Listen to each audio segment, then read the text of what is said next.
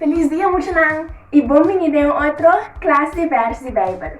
No episódio de hoje, nós vamos ensinar o versículo que está aqui em Provérbio, capítulo 17, versículo 22.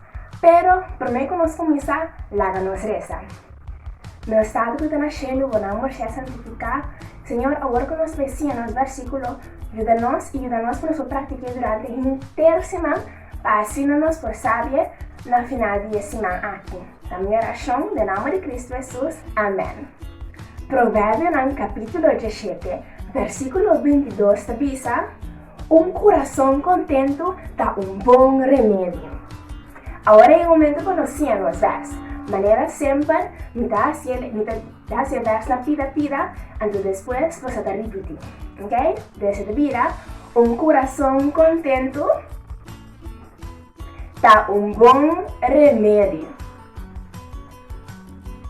Coração contento dá bom remédio.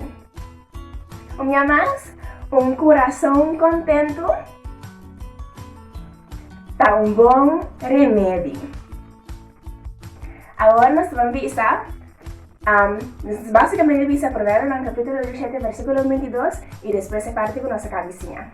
Você vira Provérbio no capítulo 17, versículo 22, diz: coração contento dá bom remédio.